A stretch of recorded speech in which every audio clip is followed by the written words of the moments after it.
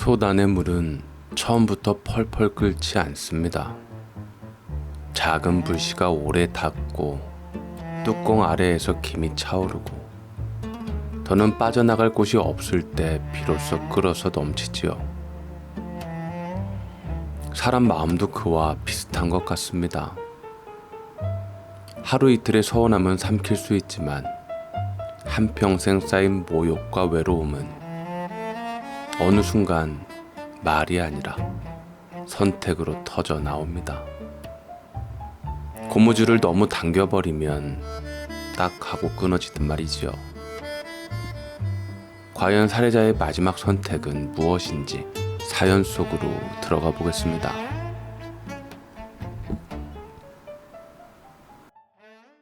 안녕하세요. 제 이름은 김순현입니다.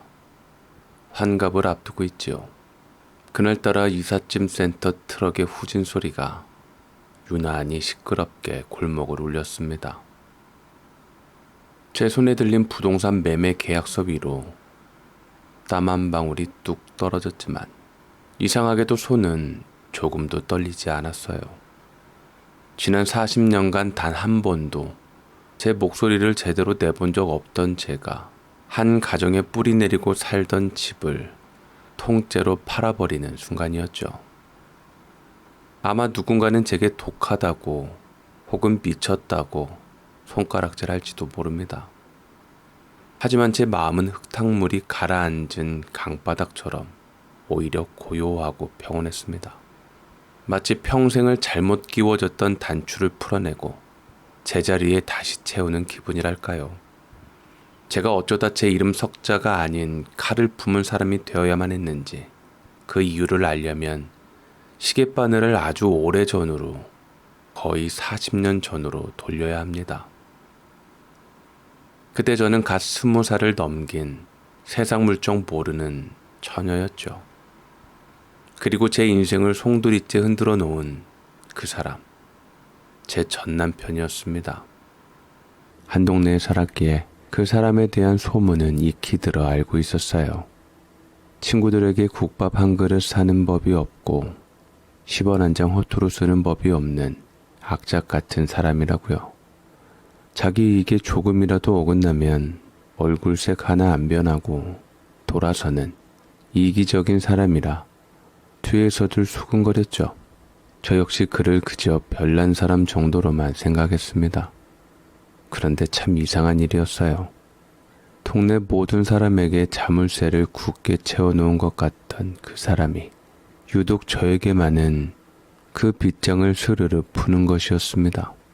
시장 좌판에 앉아 칼국수를 먹고 있으면 어느새 다가와 제 목까지 계산을 했고 옷가게 앞을 서성거리면 이런 색이 잘 어울리겠다며 촌스러운 꽃무늬 원피스를 사주기도 했습니다. 물론 값을 깎기 위해 주인 아주머니와 한참을 실랑이 하는 모습까지 세트였지만요. 동네 사람들과는 눈도 잘 마주치지 않던 그가 저와는 함께 영화를 보고 제 이야기를 들으며 웃어주었습니다. 그 모습에 제 마음이 흔들리는 건 어쩌면 당연한 일이었는지도 모릅니다. 나에게만은 다른 사람이구나. 저 차가운 모습 속에 숨겨진 따뜻함을 나만 알아본 거구나. 저는 그렇게 저 자신을 그리고 그 사람을 특별하게 만들기 시작했습니다.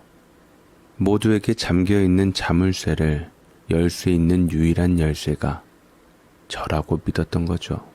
그렇게 우리는 연인이 되었습니다. 달콤한 착각은 그리 오래가지 않았습니다. 어느 날 동네 친구와 이야기를 나누다 충격적인 사실을 듣게 되었어요. 순현아, 너 그 오빠 조심해. 너한테만 그러는 거 아니야. 그게 무슨 소리야? 결혼할 여자를 찾는다면서 동네 처녀들한테 너한테 했던 거랑 똑같이 밥 사주고 선물 사주고 그랬대. 다들 그 짠돌이 속셈을 아니까 넘어오질 않았는데 너만 덥석 문 거라던데? 무슨 소리를 어떻게 들었는지 모르지만 팔봉 오빠에 대해서 그렇게 함부로 얘기하지 마. 소문은 소문일 뿐이야. 누구보다 그 사람을 잘 아는 건 바로 나야. 친구의 말이 비수처럼 날아와 가슴에 박혔지만 저는 그 사람의 편을 들었습니다. 허나 충격은 상당했죠. 머리를 한 대 세게 얻어맞은 것처럼 멍했어요. 나만이 열 수 있다고 믿었던 자물쇠는 사실 그가 수많은 열쇠를 찔러보다 우연히 맞아떨어진 것에 불과했다는 사실을 깨달은 겁니다. 특별한 사람이 되고 싶었던 저는 그저 가장 만만하고 순진했던 사람이었을 뿐이었어요. 정리해야 하나, 이런 사람하고 결혼을 약속한 건 너무 무모한 짓인가 싶었습니다. 그러면서도 그 사람에게 좀 마음 한구석이 시리게 아파왔지만 그 아픔을 곱씹을 시간도 없이 제 몸은 또 다른 변화를 알려왔습니다. 언제부터인가 매달하던 것이 없어지고 입맛이 떨어지고 헛구역질이 나기 시작했죠. 저는 혹시나 몰라 병원을 가봤고 임신이라는 사실을 알게 되었습니다. 뱃속에 새로운 생명이 자라고 있었으니까요. 친정 부모님은 이 사실을 알고 난리가 나셨고 친정 엄마는 거의 쓰러지기 일보 직전이었습니다. 그나마 동생과 언니가 제 편을 들어주었지만 모든 것을 되돌리기엔 너무 늦었다고 생각했어요. 어쩌면 이것 또한 질긴 인연의 한 모습일지도 모른다고. 아이가 있으니 이제는 정말 나에게만 충실한 사람이 되어줄 거라고 스스로를 위로하며 결혼을 결심했습니다.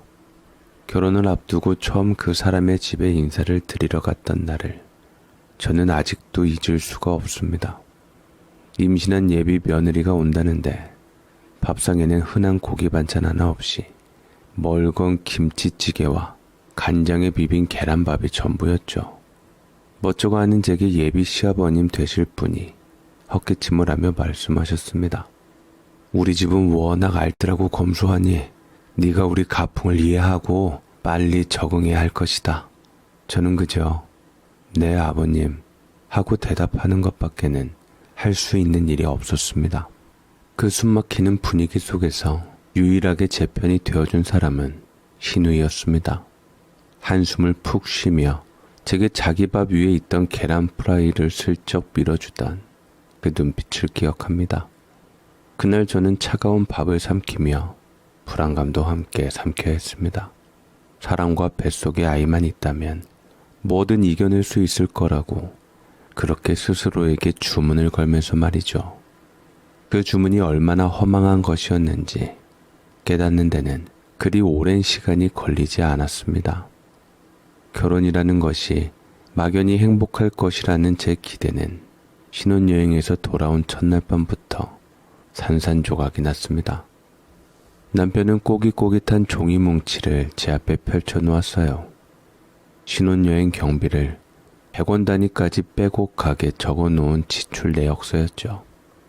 봐, 이렇게 아껴 썼는데도 이만큼이나 들었어. 앞으로 돈 관리는 당신이 해. 대신 내가 매주 검사할 거야. 그 말과 함께 제 손에 쥐어진 것은 낡은 가계부 한 권이었습니다. 그때는 그저 알뜰한 사람이려니 이제 한 가정을 꾸렸으니 당연한 일이라고 생각하려 했었습니다. 하지만 그 가계부는 곧 제 목을 조르는 쇠사슬이 될 줄은 꿈에도 몰랐죠. 매주 금요일 밤은 저에게 심판의 시간이었습니다. 남편은 퇴근하고 돌아오면 씻지도 않은 채 식탁에 앉아 제가 일주일 동안 쓴 가계부를 펼쳤습니다. 그리고는 빨간 펜을 들고 한 줄 한 줄 밑줄을 그으며 저를 취조하기 시작했죠. 이 콩나물은 왜 어제 산 거랑 가격이 50원이나 차이가 나? 더 싼 데를 못 찾았어? 두부는 왜 한 모를 다 샀어? 반모만 사서 나눠 먹으면 되잖아. 미안해. 내가 좀 더 싼 데를 알아봐서 아껴 쓰도록 할게. 낭비 좀 하지 마. 10원 한 푼 허투루 쓰지 말라고. 티끌 모아 태산이란 말 몰라? 알았어. 한 번은 이런 일도 있었습니다. 냉장고 야채칸 구석에서 살짝 시들어버린 피망 하나를 발견한 남편은 그걸 들고 제 앞에 와서 1시간 동안 소리를 질렀습니다. 아주 돈이 썩어나는 줄 아나 봐? 이 피망한 게 살 돈이면 도대체 과자가 몇 봉지인지 알아? 우리 딸 쪽쪽이도 사줄 수 있다고. 그 사람 말하는 딸은 아직 제 뱃속에서 밝힐 줄도 제대로 못하는 태아였는데도 말입니다. 저는 그저 고개를 숙이고 미안해, 다음부턴 잘 살필게 라는 말만 앵무새처럼 반복할 뿐이었습니다. 사랑이라 믿었던 감정은 통제와 감시로 변질되었고 따뜻할 거라 기대했던 가정은 차가운 감옥이 되어갔습니다. 제가 유일하게 숨을 쉴 수 있었던 공간은 시댁뿐이었습니다. 아이러니하죠. 왜냐하면 그곳에는 저를 진심으로 걱정해주는 시누이가 있었으니까요. 시댁에 갈 때마다 시누이는 제 불룩한 배를 보며 한숨부터 쉬었습니다. 제가 설거지라도 하려고 하면 고무장갑을 뺏어들고는 자기가 대신했죠. 언니, 이거라도 먹어요. 애기가 먹고 싶어 할 거예요. 몰래 자기 방으로 저를 끌고 가 찐 고구마나 과일을 쥐어주곤 했습니다. 어느 날 시댁 식구들과 저녁을 먹고 있을 때였습니다. 그날도 어김없이 밥상에는 풀 반찬뿐이었죠. 제가 입덧 때문에 밥을 제대로 넘기지 못하고 있자 시누이가 보다 못해 한마디 했습니다. 엄마, 새언니 애가 지쳤는데 고기라도 좀 사다 구워주시지. 이게 뭐예요? 시끄럽다. 유난 떨지 마라. 나도 너희들 다 이렇게 낳아 길렀어. 시어머니의 퉁명스러운 대꾸에 시누이는 입을 꾹 다물었습니다. 그날 밤 제가 잠시 바람을 쐬러 마루에 나와 앉아 있는데 시누이가 조용히 제 옆으로 다가왔습니다. 그리고는 아주 조심스럽게 하지만 단호한 목소리로 제게 말했죠. 언니, 정말 이 결혼 유지하실 거예요? 앞으로 더하면 더했지 지금보다 100배는 더 힘들어질 텐데 왜 굳이 우리 집안으로 시집와서 이 고생을 하세요? 그 말에 저는 차마 고개를 들 수가 없었습니다. 이미 엎질러진 물이라고 뱃속의 아이가 발목을 잡는다고 변명하고 싶었지만 입이 떨어지지 않았습니다. 팔봉 씨가 좀 짠돌이긴 하지만 그래도 마음은 착하고 또 뱃속에 아기도 있고. 제 기어 들어가는 목소리에 시누이는 깊은 한숨을 내쉬었습니다. 아휴, 그러니까 왜 임신부터 해가지고선. 언니네 부모님은 우리 오빠 괜찮다고 하세요? 순간 저희 부모님 얼굴이 떠올라 가슴이 콩 내려앉았습니다. 동네 평판이 자자한 그 사람과의 결혼을 부모님은 처음부터 반대하셨습니다. 임신만 아니었어도 절대 결혼 허락을 하실 분들이 아니셨죠. 사람 고쳐 쓰는 거 아니다. 저런 사람은 평생 지 밖에 모르는 법이야. 아버지는 완고하셨어요. 하지만 제가 임신했다는 사실을 털어놓자 어머니는 밤새 우셨고 아버지는 긴 한숨 끝에 결국 결혼을 허락하셨습니다. 어쩔 수 없이 허락하셨다는 사실이 제 마음을 무겁게 짓눌렀습니다. 친정에 인사를 드리러 갔을 때의 기억도 떠올랐어요. 저희 엄마는 그래도 사위라고 없는 살림에 갈비찜에 잡채까지 푸짐하게 상을 차려주셨습니다. 남편은 그날 정말 복스럽게 음식을 먹었죠. 저는 그 모습을 보며 그래도 우리 부모님께는 잘하는구나 하고 잠시 안도했습니다. 하지만 식사가 끝나고 남은 반찬들을 보며 남편이 한 말에 저는 귀를 의심했습니다. 장모님, 이 반찬들 남았는데 제가 좀 싸가도 될까요? 엄마는 당황하시면서도 아이고, 그럼 음식 함부로 버리는 사람보다야 100번 낫지 라며 웃으며 반찬통에 음식을 담아주셨습니다. 저는 그저 알뜰한 사람의 몸에 밴 습관이라고만 생각했습니다. 하지만 며칠 뒤 시댁에 갔을 때 남편은 냉동실에서 꽁꽁한 갈비찜을 꺼내 데워주며 말했습니다. 봐, 처갓집에서 가져온 거 이렇게 얼려두니까 또 함께 해결했잖아. 그 순간 친정엄마의 정성마저 아끼고 계산하는 그 사람의 모습에 소름이 돋았습니다. 시누이의 걱정 어린 눈빛을 마주하며 저는 그동안 애써 외면해왔던 불안감과 정면으로 마주해야 했습니다. 애 때문에 발목 잡히지 말아요, 언니. 아니다 싶으면 지금이라도 끝내는 게 나아요. 언니 인생이 훨씬 더 중요하다고 생각해요. 시누이는 제 손을 꼭 잡으며 진심으로 충고해 주었습니다. 그 따뜻한 온기에 눈물이 핑 돌았지만 저는 차마 그 손을 마주 잡을 용기가 없었습니다. 점점 나아지겠지. 아이를 낳으면 달라질 거야. 저는 또다시 희망이라는 이름의 주문을 외우며 현실로부터 도망쳤습니다. 그리고 얼마 후 저는 신우이의 충고를 듣지 않은 것을 평생 후회하게 될 제 인생 최악의 날을 맞이하게 됩니다. 배가 남산만하게 불러오고 진통이 시작될 무렵 저는 당연히 병원에 가서 아이를 낳을 준비를 하고 있었습니다. 친정엄마가 사주신 출산 가방을 꾸려놓고 남편에게 병원에 가야 할 것 같다고 말했죠. 그런데 제 말을 들은 남편의 반응은 제 상상을 완전히 벗어나는 것이었습니다. 뭐? 애 낳으려고 병원을 간다고? 이 사람이 진짜 돈이 썩어났나? 병원은 무슨 돈 아깝게 집에서 낳으면 되지. 얼른 안방 가서 낳아와. 뭐라고요? 집에서 낳으라니. 그게 무슨 말이야? 위험하게 어떻게 집에서 애를 낳아? 걱정 마. 다 방법이 있어. 어머니한테 애 받아달라고 할 거야. 어머니 앞에서 나더러 출산을 하라고? 저는 제 귀를 의심했습니다. 남편은 장롱에서 옷 꺼내오듯 안방 가서 아이를 낳아오라고 말했습니다. 정말 어이가 없었습니다. 그리고 시어머니는 평생 밭일만 하신 분인데 어떻게 아이를 받는단 말입니까? 제가 기가 막혀서 말을 잇지 못하자 남편은 태연하게 덧붙였습니다. 어머니 친구분 중에 시골에서 애 받아주던 산파가 있었대. 어머니가 옆에서 눈대중으로 본 게 있으니 괜찮을 거야. 옛날 사람들은 다 그렇게 나왔어. 유난 떨지 마.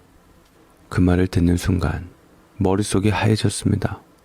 뱃속 아이의 목숨과 제 목숨을 눈대중과 돈과 맞바꾸려는 남편의 모습에 온몸의 피가 차갑게 식는 것 같았습니다. 이건 알뜰한 게 아니었습니다.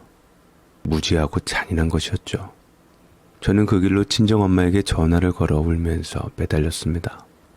제 이야기를 들은 친정엄마는 말 한마디 없이 바로 택시를 타고 달려오셨고 제 손을 붙잡고 병원으로 향했습니다. 남편에게 어떻게 우리 딸을 병원비 몇 푼 아까워서 위험하게 애를 낳게 하려 하냐고 악을 쓰는 친정엄마의 등 뒤에서 장모님도 그렇게 태어나셨을 텐데 유나는 돈 아깝게 왜 저러시는지 모르겠네 라며 끝까지 혀를 차더군요. 다행히 병원에 제때 도착해 저는 10시간이 넘는 진통 끝에 옥처럼 예쁜 딸아이를 품에 안을 수 있었습니다. 하지만 아이를 낳은 기쁨도 잠시, 태어날 때가 되자 또다시 돈 문제가 제 발목을 잡았죠. 당시에 생각보다 많이 나온 병원비에 저는 친정 부모님께 부담을 드리고 싶지 않아 조심스럽게 남편에게 전화를 걸었는데 시아버지가 전화를 대신 받으면서 통보를 했죠.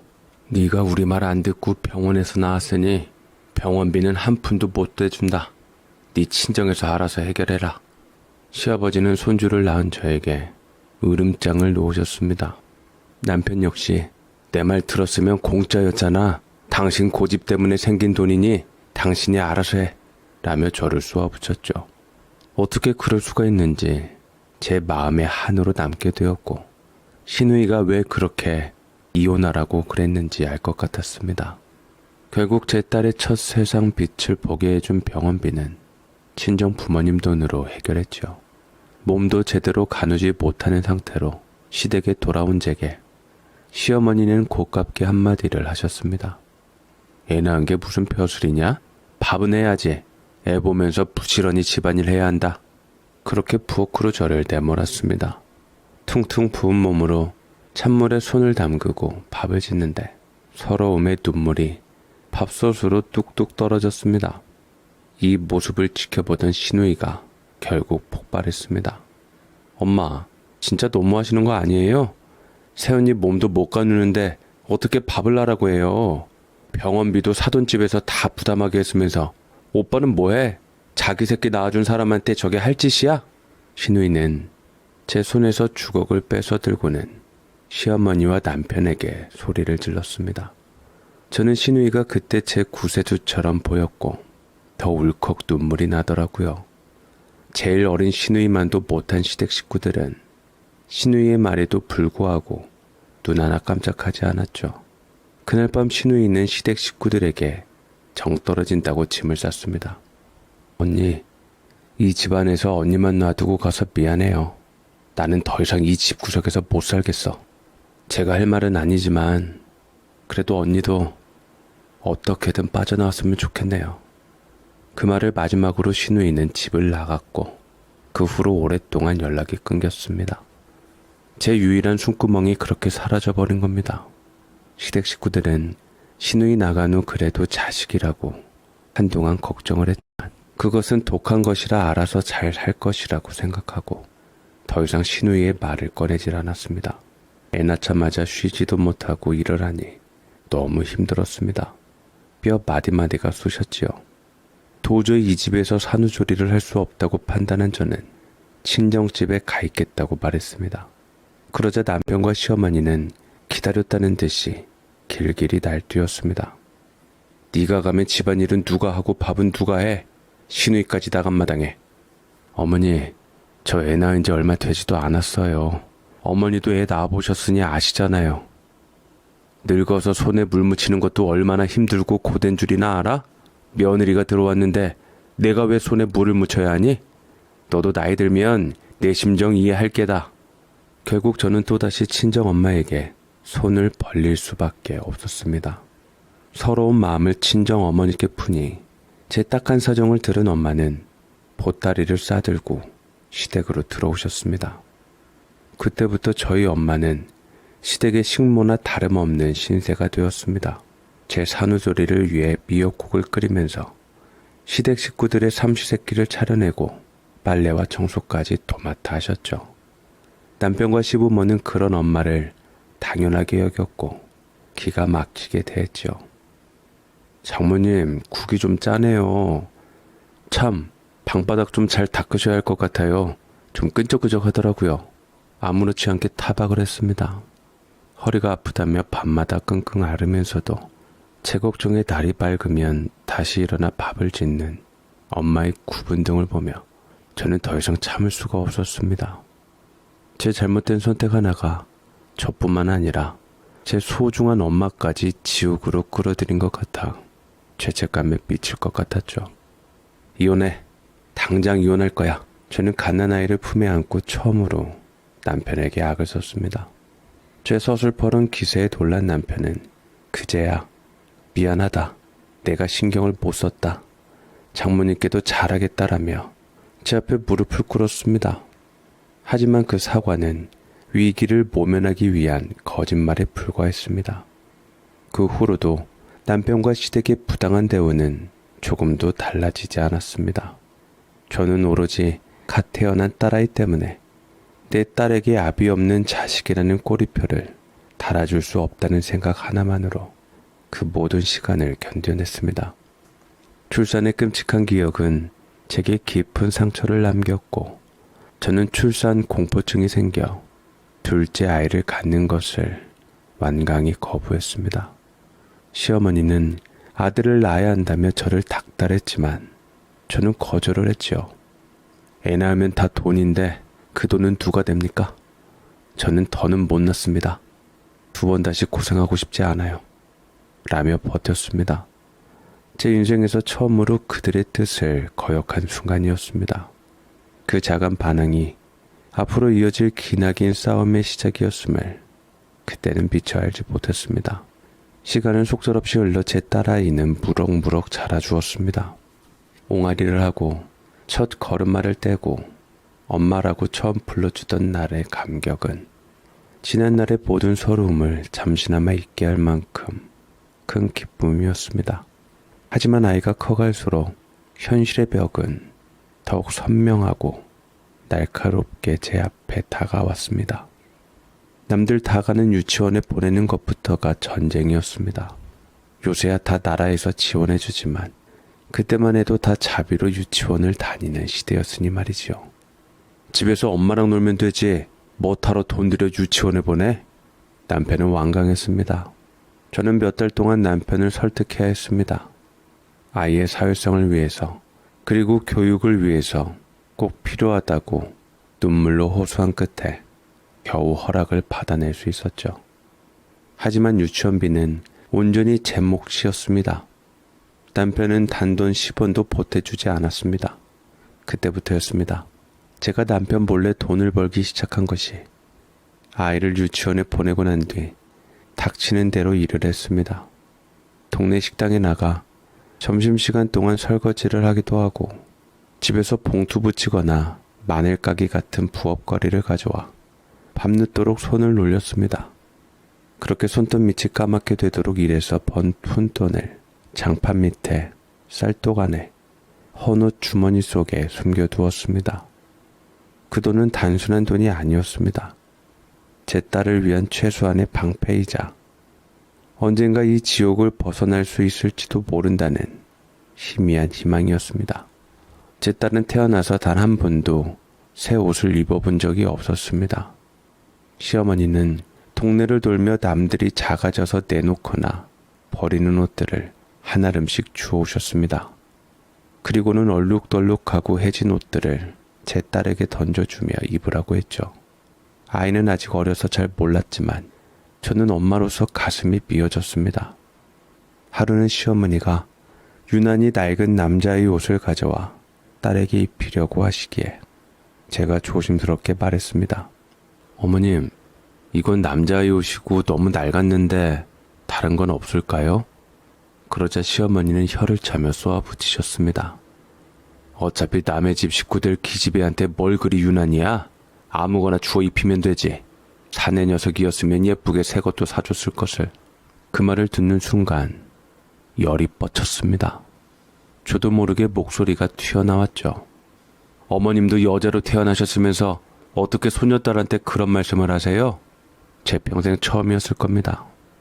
시어머니께 말대꾸를 한 것은 제 말에 시어머니는 얼굴이 벌개져서 씩씩거리시더니 다짜고짜 손을 들어 제 뺨을 내리치셨습니다. 어디서 배운 버르장머리야? 네 친정에서 너 그렇게 가르치든? 옛날 같았으면 벌써 내쫓겨났을 텐데 참 시대 좋아졌지. 쩌렁쩌렁한 고함과 함께 뺨이 불에 댄 듯 화끈거렸습니다. 하지만 뺨보다 더 아픈 것은 가슴이었습니다. 제 딸이 여자라는 이유만으로 이런 취급을 받아야 한다는 사실이, 그리고 그런 딸을 지켜주지 못하는 제 자신이 너무나도 원망스러웠습니다. 저는 오랜 고민 후에 장판 밑에 숨겨두었던 쌈짓돈을 전부 꺼냈습니다. 그리고 다음날 아이의 손을 잡고 난생 처음으로 시장에 있는 아동복 가게에 갔습니다.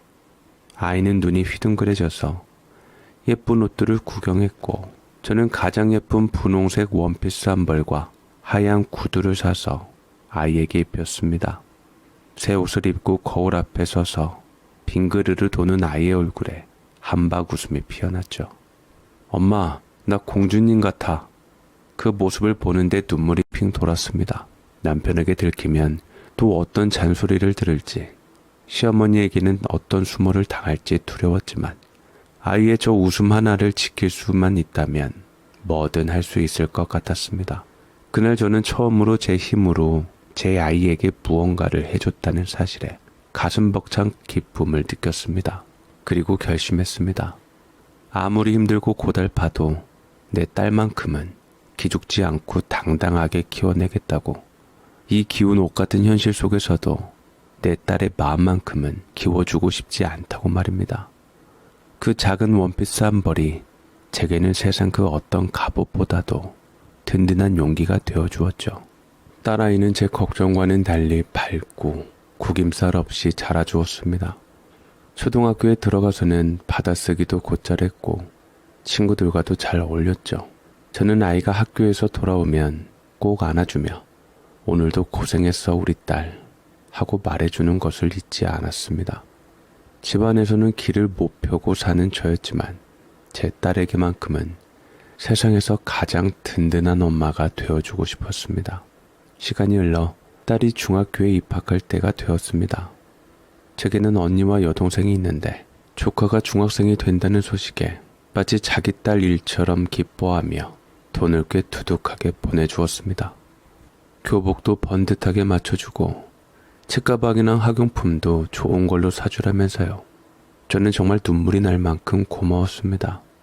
제 힘으로는 엄두도 못 낼 일이었으니까요. 봉투를 받아들고 기쁜 마음에 남편에게 자랑을 했습니다. 여보, 이것 좀 봐. 언니랑 동생이 우리 딸 입학 선물로 이렇게 큰 돈을 보내줬어. 내일 당장 애 데리고 가서 교복 맞추고 와야겠어. 제 들뜬 목소리에 남편은 봉투를 낚아채듯 가져가더니 돈을 세어보고는 흡족한 미소를 지었습니다. 오, 처형이랑 처제가 고맙네. 이 돈은 내가 잘 보관하고 있을게. 당신이? 왜? 우리 언니랑 동생이 준 돈을 당신이 왜 가져가? 아, 그냥 보관만 하고 있겠다는 거지. 당신 70맞게 잃어버릴까봐. 때 되면 다 줄 테니까 걱정 마. 저는 아무 의심 없이 고개를 끄덕였습니다. 설마 아니 자기가 못해준 것에 대한 미안함도 있을 텐데 딸에게 쓸 돈을 어떻게 하진 않을 거라 생각했습니다. 하지만 그것이 제 인생 최악의 실수 중 하나가 될 줄은 몰랐습니다. 다음날 딸아이와 함께 교복점에 갈 생각에 부풀어 있는데 퇴근하고 돌아온 남편이 시커먼 비닐봉지를 툭 던졌습니다. 자, 교복. 봉지를 열어본 저는 제 눈을 의심했습니다. 안에는 누가 봐도 몇 년은 입은 듯한 낡고 번들거리는 교복이 들어있었습니다. 여기저기 실밥이 터져 있고 소매 끝은 새까맣게 달아있었죠. 이게 뭐야? 교복이잖아. 벼룩시장 생활정보지 보니까 어떤 애가 졸업하고 공짜로 준다기에 얼른 가서 받아왔지. 어차피 3년 입고 말 건데 뭘 몇십만 원씩이나 주고 맞춰? 다 낭비야. 그러다 집안 거덜나. 저는 할 말을 잃었습니다. 언니와 동생이 피땀 흘려 번 돈으로 조카를 위해 보내준 그 소중한 돈은 어디로 가고 이런 누더기 같은 옷을 가져와 딸에게 입으라고 하는 건지 화가 머리끝까지 치밀어 올랐습니다.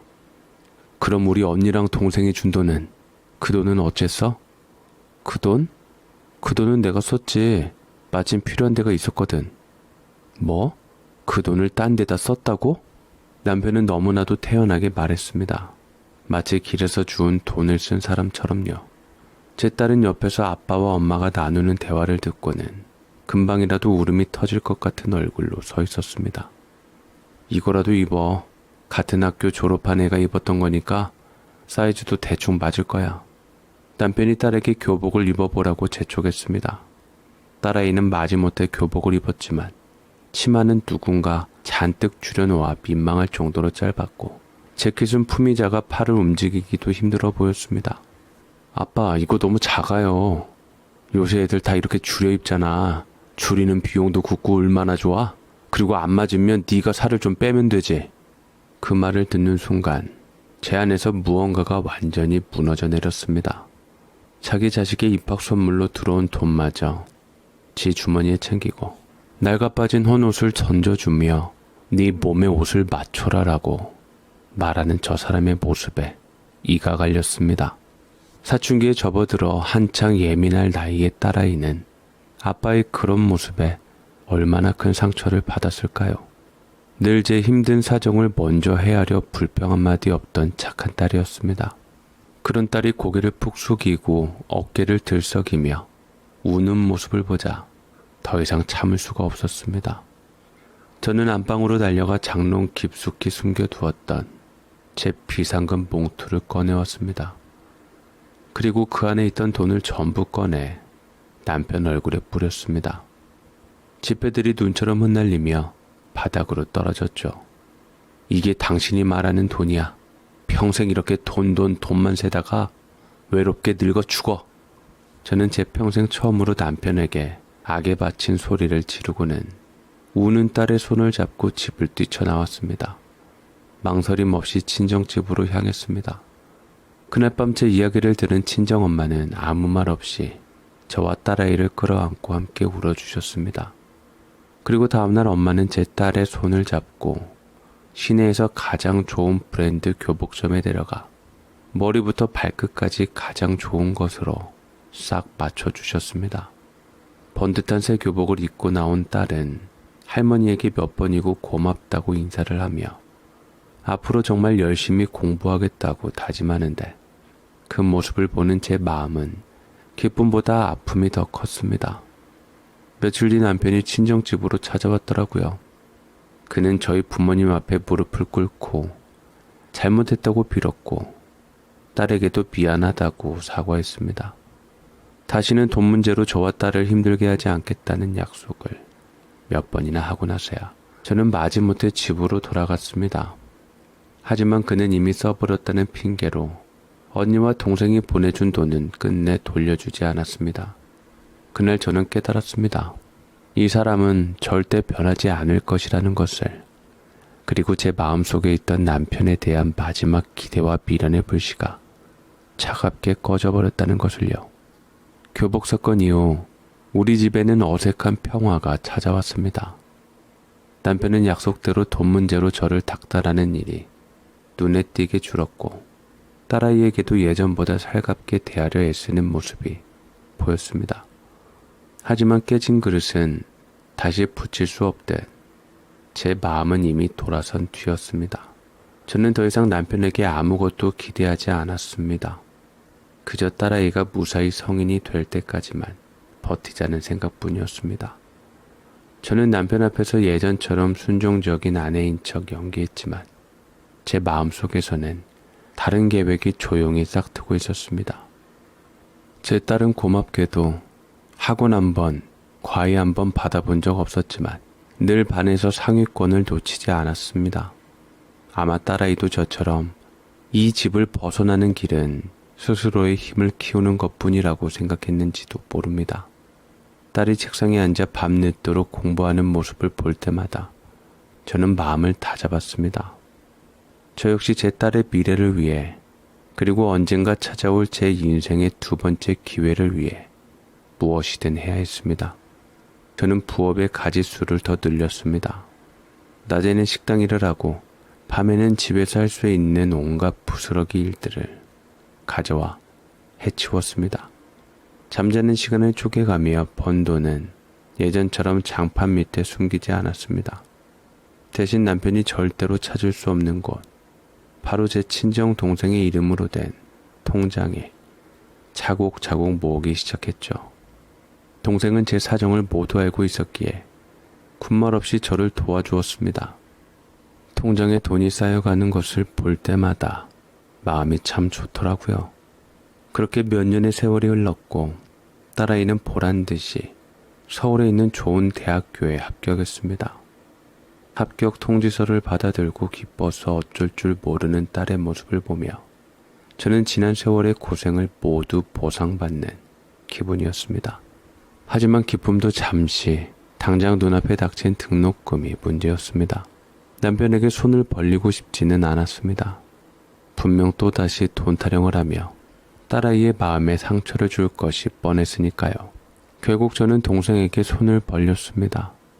그동안 모아둔 돈이 있었지만 만약을 위해 비상금으로 남겨두고 싶었습니다. 동생은 어려운 형편에도 불구하고 언니 딸이 아니라 내 딸이 대학 가는 건데 당연히 해줘야지 라며 선뜻 500만 원이라는 큰 돈을 빌려주었습니다. 저는 동생에게 몇 번이고 고맙다고 말하며 돈이 생기는 대로 바로 갚겠다고 약속했죠. 그 무렵 남편에게 이상한 움직임이 포착되었습니다. 남편은 평생 부동산에 관심이 많았는데 어느 날 저를 앉혀놓고는 새로 집을 한 채 더 사겠다는 이야기를 꺼냈습니다. 비록 대출이 껴있긴 했지만 이미 자기 이름으로 된 집이 2채나 있었기에 의아하게 생각했죠. 집이 있는데 또 사서 뭐하게? 우리 부모님 연세도 있으신데 언제까지 낡은 빌라에서 살게 할 수 없잖아. 이 집 사서 부모님 들어가 살게 해드릴 거야.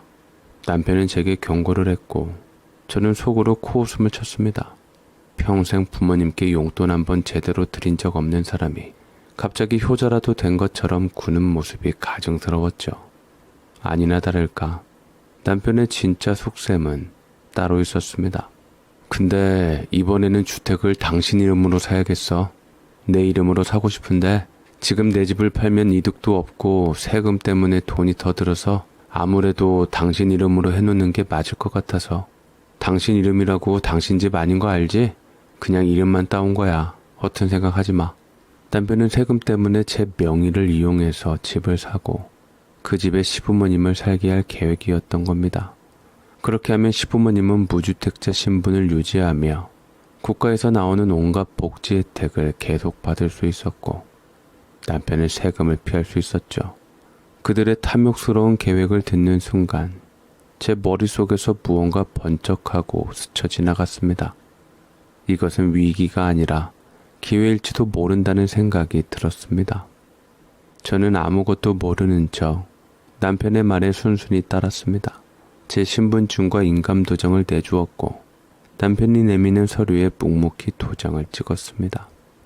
남편은 그 사실을 까맣게 모른 채 자신의 계획이 완벽하게 성공했다며 의기양양해했죠. 저는 그날부터 모든 것을 기록하고 모으기 시작했습니다. 제 명의로 집을 사게 된 과정이 담긴 남편과의 대화 내용을 몰래 녹음했고 남편의 재산 내역과 시부모님이 그동안 부당하게 수급받아온 기초연금과 각종 지원금 내역을 증명할 서류들을 하나씩 아주 조용히 챙겼습니다. 마치 다람쥐가 겨울을 나기 위해 도토리를 모으듯 저는 제 인생의 혹독한 겨울을 끝내기 위한 증거들을 그림자 속에서 차곡차곡 모았습니다. 남편은 제가 여전히 자신의 손바닥 안에서 움직이는 순진한 아내라고 믿고 있었지만 저는 이미 아주 멀리 그가 상상도 못할 곳을 향해 날아갈 준비를 하고 있었습니다. 그렇게 참고 버티며 세월이 흘렀고 제 인생을 송두리째 바꿀 운명의 날이 드디어 찾아왔습니다. 바로 제 막내 동생의 결혼식 날이었죠. 동생은 눈이 높아 남자를 고르다 45이라는 늦은 나이에 시집을 가게 되었습니다. 그것도 속도 위반을 해서 말이죠. 늦은 나이에 얻은 경사라 그런지 오히려 친척들은 더 잘됐다며 자기 일처럼 축하해주는 분위기였습니다. 오랜만에 모인 친척들과 친구들로 결혼식장은 시끌벅적하고 화기애애했습니다. 저는 혼주인 친정 부모님을 대신해 축의금을 받는 역할을 맡았습니다. 두꺼운 가방에 손님들이 건네주시는 봉투가 쌓여갈수록 마음 한편이 든든해졌습니다. 이 돈으로 동생의 신혼살림에 조금이나마 보탬이 되었으면 하는 마음뿐이었죠. 한참 손님을 맞이하며 정신없이 봉투를 챙기고 있는데 잠시 화장실에 다녀와야 했습니다. 그 짧은 순간에도 혹시나 가방에 무슨 일이 생길까 불안한 마음에 주위를 둘러보니 마침 남편이 하객들과 웃고 떠들고 있는 모습이 보였습니다. 저는 남편에게 다가가 가방을 맡겼습니다. 여보, 나 잠깐 화장실 좀 다녀올게. 이거 정말 중요한 거니까 절대 잃어버리면 안 돼요. 잠깐만 들고 있어요. 제 말에 남편은 걱정 마라고 큰 소리를 치며 신이 나서 가방을 받아들었습니다. 두둑한 돈 가방의 무게가 꽤나 마음에 드는 눈치였죠. 그때는 저도 별다른 의심을 하지 않았습니다. 아무리 돈을 밝히는 사람이라도 처제의 결혼 축의금에 손을 댈 거라고는 상상조차 하지 못했으니까요. 어차피 동생에게 고스란히 전해져야 할 돈이었기에 저는 남편을 믿고 자리를 비웠습니다. 결혼식이 무사히 끝나고 정신없던 하루를 마무리하고 집에 돌아왔습니다. 피곤한 몸을 이끌고 소파에 앉아 한숨 돌리고 나니 동생에게 축의금을 전달해 줘야겠다는 생각이 들었습니다. 동생 부부가 신혼여행을 떠나기 전에 주고 싶었거든요. 여보, 아까 그 축의금 가방 어디 있어? 제 물음에 남편은 TV에서 눈을 떼지도 않은 채 건성으로 대답했습니다. 차 뒷좌석에 뒀어. 어차피 처제 신혼여행 떠났잖아. 갔다 오면 줘도 되지 않겠어? 저는 목돈이 들어있는 가방이라 마음이 조급해졌습니다. 아직 신혼여행 안 갔어. 내일 출발한다고 했단 말이야. 그리고 그걸 아까 결혼식장에서 나한테 다시 줘야지. 차에 가져다 두면 어떡해. 정신없어서 나도 깜빡했는데 당신이 좀 챙겨줘야지. 그래도 혹시 모르니 지금 내려가서 다시 한번 찾아봐. 걱정도 팔자다 진짜. 알아서 다 있어. 걱정 말고 잠이나 자. 저는 돈이라서 걱정이 되어 재촉했지만 남편은 걱정 말라며 손을 휘휘 내저을 뿐이었습니다. 저는 그 말을 믿을 수밖에 없었죠. 다른 돈도 아니고 제 동생 축의금을 가지고 거짓말을 할까 싶었죠. 하지만 다음날이 되어도 그 다음날이 되어도 남편은 가방을 줄 생각을 하지 않았습니다. 제가 다시 가방 이야기를 꺼내자 남편은 마침내 제 귀를 의심하게 하는 말을 아무렇지 않게 내뱉었습니다. 아, 그 가방 말이야? 그거 내가 가지려고.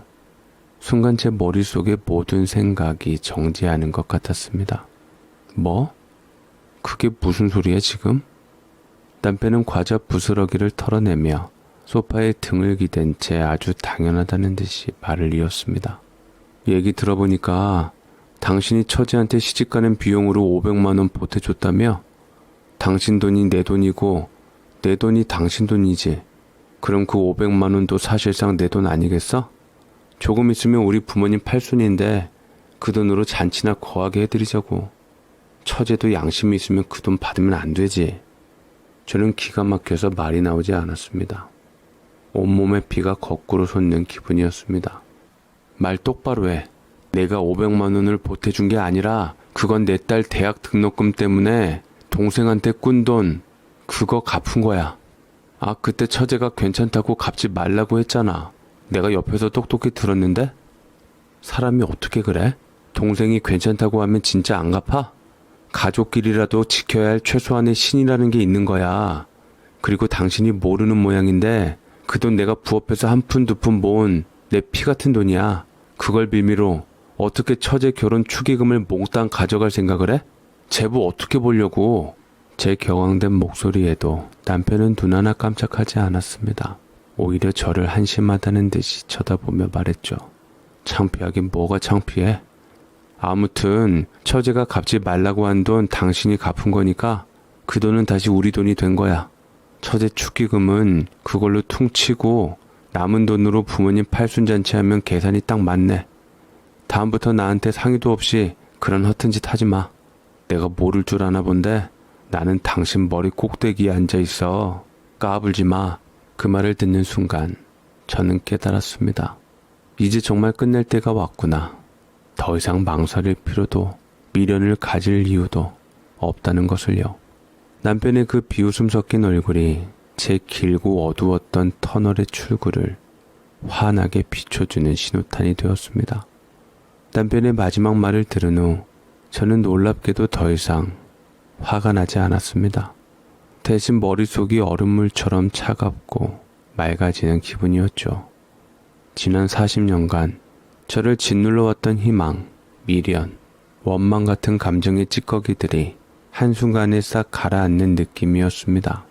저는 남편과 더 이상 언쟁을 벌이지 않았습니다. 그저 아무 말 없이 자리에서 일어나 안방으로 들어갔습니다. 제 침묵을 남편은 긍정의 신호로 받아들인 모양이었습니다. 거실에서는 그래, 진작 내 말을 들었으면 좋았잖아 하는 의기양양한 목소리가 들려왔죠. 저는 문을 닫고 그동안 동생 명의의 통장에 모아두었던 제 비상금을 확인했습니다. 그리고 다음날 아침 남편이 출근한 사이 은행에 가서 500만 원을 찾아 신혼여행에서 돌아온 동생에게 건넸습니다. 축의금으로 들어온 돈은 560만 원이었는데 정확히 맞춰서 넘겨주었죠. 무슨 일이 있냐는 동생의 말에 그저 동생의 손을 한번 꼭 잡아주고 돌아섰습니다. 제 인생의 가장 큰 빚 하나를 갚은 기분이었습니다. 동생은 뭔가 이상하다고 느낀 것 같았지만 저는 더 이상 설명하지 않았습니다. 그날 이후 저는 남편 앞에서 완벽한 연기를 시작했습니다. 남편은 처제 축의금으로 생긴 꽁돈으로 시부모님 팔순잔치를 열 계획에 완전히 들떠 있었습니다. 매일 밤 저녁 식탁에서는 팔순잔치 이야기가 빠지지 않았죠. 여보, 아무래도 그냥 식당에서 하는 것보다 호텔 뷔페가 낫겠지? 이왕 하는 거 남들한테 폼나게 해드려야지. 요즘 호텔에서 팔순잔치를 하면 그 호텔 스위트룸 5일 숙박권을 공짜로 준다더라. 저는 묵묵히 고개를 끄덕이며 남편의 말에 맞장구를 쳐주었습니다. 제 순종적인 태도에 남편은 완전히 방심한 듯 했습니다. 그는 신나서 호텔을 예약하고 친척들에게 전화를 돌려 잔치 날짜를 알리는 동안 저는 제 인생의 마지막 계획을 차근차근 실행에 옮기고 있었습니다. 가장 먼저 제가 아는 부동산 중개인에게 조용히 연락을 했습니다. 제 명의로 되어 있는 현재 시부모님이 살고 계신 그 집을 최대한 빨리 팔아달라고 부탁했죠. 시세보다 조금 싸게 내놓으니 집은 생각보다 금방 팔렸습니다. 저는 매수자와 만나 계약서에 도장을 찍고 잔금 날짜를 남편과 시부모님이 호캉스를 떠나는 바로 그날로 잡았습니다. 다음으로는 법률구조공단에 찾아가 이혼 전문 변호사와 상담을 했습니다. 그동안 제가 모아놓은 녹음 파일과 각종 서류들을 보여주자 변호사는 충분히 승산이 있는 싸움이라고 말해 주었습니다. 재산 분할은 물론이고 위자료까지 받을 수 있을 거라면서요. 저는 변호사에게 이혼 소장을 준비해달라고 부탁하고 소장이 남편에게 전달될 시점까지 조율했습니다. 마지막으로 저는 구청과 세무서에 보낼 민원 서류를 작성했습니다. 시부모님이 무주택자가 아님에도 불구하고 수년간 부당하게 국가 보조금을 수령해왔다는 사실과 남편이 제 명의를 도용해 세금을 탈루했다는 증거 자료들을 꼼꼼하게 첨부했습니다. 이 서류들은 그들이 호캉스를 마치고 집으로 돌아오는 날짜에 맞춰 발송되도록 우체국에 예약 접수를 해두었습니다. 모든 준비는 물 흐르듯 조용하고 은밀하게 진행되었습니다. 남편은 제가 부엌에서 시부모님 팔순잔치에 올릴 음식을 고민하는 줄 알았겠지만 저는 사실 식탁에 앉아 제 인생의 새로운 계획표를 짜고 있었던 겁니다. 드디어 운명의 날이 밝았습니다. 남편과 시부모님은 아침부터 잔뜩 멋을 내고 호캉스를 떠날 채비를 했습니다. 남편은 현관을 나서며 제 어깨를 툭 치며 말했죠. 집 잘 보고 있어. 우리는 5일 동안 편하게 쉬다 올 테니. 그리고 잔칫날 입을 옷이나 좀 다려놔. 당신은 이 좋은 정보를 주고 같이 가지도 못하고. 아쉽네. 저는 현관문 앞에 서서 활짝 웃으며 그들에게 손을 흔들어 주었습니다. 네, 걱정 말고 재미있게 놀다 오세요. 자동차의 엔진 소리가 멀어지고 골목이 다시 조용해졌을 때 저는 집으로 돌아와 전화기를 들었습니다. 그리고 세 군데에 전화를 걸었죠. 부동산 중개인, 이사센터, 그리고 제 딸에게 사장님, 시간 맞춰서 와주세요. 네, 예약한 김수년입니다. 주소는 네, 맞습니다. 그 집 안에 있는 짐 전부 밖으로 빼주시면 됩니다. 그날 저는 시부모님의 집으로 향했습니다. 정확히는 며칠 전까지 제 명의였던 그 집으로요. 부동산에서 잔금을 모두 치르고 등기 이전을 마친 뒤 저는 약속된 시간에 맞춰 도착한 이사센터 직원들에게 문을 열어주었습니다. 그리고 아주 차분한 목소리로 말했습니다.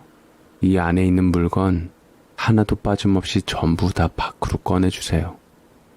40년 묵은 먼지가 햇살 아래 흩날리는 것을 보며 저는 비로소 길고 어두웠던 터널의 끝에서 희미한 빛을 발견할 수 있었습니다. 닷새 뒤 저는 그들이 돌아올 시간에 맞춰 시부모님이 살던 집 앞 골목 어귀에 서 있었습니다. 이사센터 직원들이 꺼내놓은 낡은 장롱과 빛바랜 소파, 손때 묻은 살림살이들이 마치 주인을 잃은 섬처럼 길가에 덩그러니 놓여 있었죠. 동네 사람들이 지나가며 무슨 일이냐고 수근거렸지만 저는 아무 말 없이 멀찍이 서 그 광경을 지켜볼 뿐이었습니다. 얼마 지나지 않아 남편이 운전하는 차가 골목으로 들어섰습니다. 차 안에서는 시부모님과 남편의 즐거운 웃음소리가 흘러나왔습니다. 5일간의 호캉스가 꽤나 만족스러웠던 모양입니다.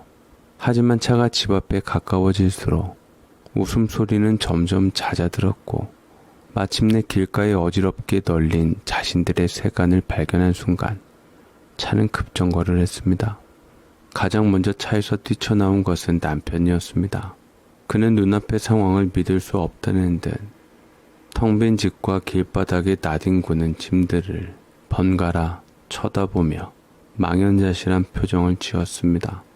뒤이어 내린 시어머니는 아이고 이게 무슨 일이냐, 도둑이라도 들었나 라며 주저앉아 고글하기 시작했습니다. 그때 제가 그림자 속에서 천천히 걸어 나왔습니다. 제 모습을 발견한 남편의 얼굴은 놀라움에서 순식간에 분노로 바뀌었습니다. 김수년, 당신이 왜 여기 있어? 이게 다 무슨 짓이야? 저는 아무 말 없이 남편에게 다가가 서류 봉투 하나를 내밀었습니다. 남편이 신경질적으로 봉투를 뜯어보자 그 안에서 나온 것은 법원에서 발송된 이혼 소장이었습니다. 이혼? 당신 지금 미쳤어? 제정신이야? 남편이 소리를 지르며 제 멱살이라도 잡을 듯이 달려들었지만 저는 눈 하나 깜짝하지 않고 차분하게 말했습니다. 당신 부모님이 살던 이 집, 이제 내 이름으로 된 집 아니야. 며칠 전에 팔았거든. 뭐? 네가 감히 우리 부모님 살고 계신 집을 마음대로 팔아? 거기다 그것도 부족해서 이걸 찔러? 남편은 이혼 소장보다 집을 팔았다는 사실에 더 격분하는 듯 했습니다. 하긴 평생 돈밖에 모르고 살아온 사람이니 그럴 만도 했죠.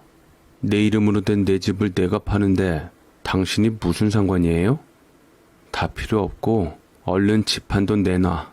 그걸로 다시 부모님 집 얻어드려야 하니까 안 주면 당신 바로 고소할 줄 알아. 남편은 여전히 상황 파악을 못하고 있었습니다. 자신이 여전히 갑의 위치에 있다고 착각하고 있었죠. 해봐요. 나는 그냥 내 집 내가 판 것뿐이라니까.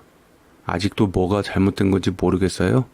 제 말에 남편은 잠시 주춤했지만 이내 변호사를 찾아가면 모든 것을 해결할 수 있을 거라 생각했는지 저를 거칠게 밀고는 어디론가 전화를 걸기 시작했습니다. 하지만 그들의 불행은 거기서 끝이 아니었습니다. 한참 소란이 벌어지고 있을 때 우체부 아저씨가 다가와 시아버지에게 등기 우편 2통을 건넸습니다. 구청과 세무서에서 온 것이었죠. 봉투를 뜯어본 시아버지는 그 자리에 휘청거리며 주저앉았습니다. 그 안에는 그동안 부정수급한 기초연금과 각종 지원금을 전액 환수하고 그에 따른 과징금을 부과한다는 내용의 통지서가 들어있었죠. 평생 아끼고 모은 돈보다 더 큰 금액이었습니다. 호캉스의 달콤한 꿈에서 깨어나 길바닥에 나앉게 된 것도 모자라 평생의 자랑이던 쌈짓돈까지 토해내야 할 위기에 처하자 시어머니는 실신 직전까지 갔습니다. 남편은 며칠 동안 변호사를 만나러 다니며 저를 고소할 방법을 찾아다녔지만 소용없는 일이었습니다. 모든 법적 절차는 완벽했고 제 명의의 재산을 제가 처분한 것에는 아무런 문제가 없었으니까요. 모든 것을 잃은 그들은 그제야 제 앞에 와서 무릎을 꿇었습니다. 남편은 내가 다 잘못했다. 수년아, 제발 한 번만 용서해다오. 우리 다시 시작하자. 라며 눈물로 호소했고 시부모님 역시 우리가 늙어서 주책을 부렸다. 다신 안 그럴 테니 집만이라도 어떻게 좀 해다오. 라며 제 바짓가랑이를 붙잡았습니다. 하지만 제 마음은 조금도 흔들리지 않았습니다. 저는 차갑게 그들을 내려다보며 말했습니다. 당신들이 내게 용서를 구할 자격이 있다고 생각하세요? 내 젊은 날, 내 인생, 그리고 내 어머니의 고생은 무엇으로 보상하실 건데요?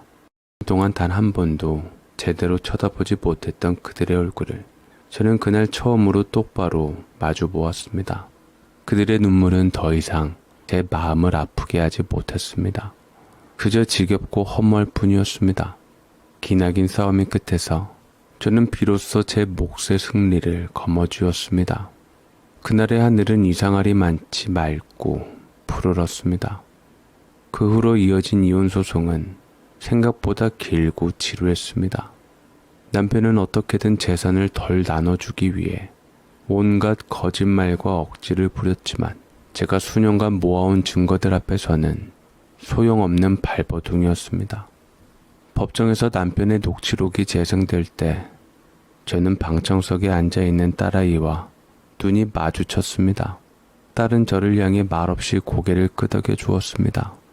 그 눈빛 하나가 제게는 100마디의 위로보다 더 큰 힘이 되었습니다. 결국 법원은 제 손을 들어주었습니다. 저는 정당한 몫의 재산 분할과 지난 세월에 대한 위자료를 모두 받을 수 있었고 마침내 그들과의 인연을 법적으로 그리고 완벽하게 끊어낼 수 있었습니다. 판결이 나던 날 법원 복도를 걸어 나오는데 수십 년 만에 처음으로 연락이 닿은 시누이가 저를 기다리고 있었습니다. 어떻게 알았는지 제 소식을 듣고 한달음에 달려왔다고 했습니다. 언니, 시누이는 저를 보자마자 와락 끌어안았습니다. 예전의 옛된 모습은 사라지고 희끗희끗한 머리카락이 먼저 눈에 들어왔지만 저를 걱정하던 그 따뜻한 눈빛만은 그대로였습니다. 잘했어요, 언니. 정말 잘했어. 왜 이제야 그랬어? 더 빨리 나오지. 우리는 한참을 부둥켜 안고 함께 울었습니다. 그것은 슬픔의 눈물이 아니었습니다. 서로의 아팠던 세월을 위로하고 새로운 시작을 축복하는 뜨거운 눈물이었습니다. 지금 저는 제 이름 석자를 건 작은 카페를 운영하고 있습니다.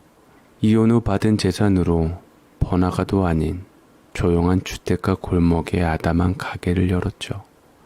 사람들은 왜 더 좋은 자리에 가게를 내지 않았냐고 묻지만 저는 이곳이 참 좋습니다. 창밖으로 보이는 사계절의 풍경과 커피향을 맡으며 잠시 쉬어가는 사람들의 평온한 얼굴을 보는 것이 제게는 큰 기쁨입니다. 제 딸아이는 대학을 졸업하고 번듯한 회사에 취직해 이제는 저보다 더 든든한 제 삶의 버팀목이 되어주고 있습니다. 주말이면 카페에 나와 일손을 거들며 엄마, 요즘 얼굴이 너무 좋아졌어. 연애라도 하는 거 아니야? 라며 짓궂은 농담을 던지기도 합니다. 그러면 저는 너 시집이나 가. 엄마는 지금이 제일 편하고 좋아. 라며 딸의 등을 툭 치곤 하죠. 우리는 그렇게 평범하지만 소중한 일상을 함께 웃고 떠들며 채워가고 있습니다. 20년이 넘는 세월 동안 단 한 번도 느껴보지 못했던 마음의 평온함입니다.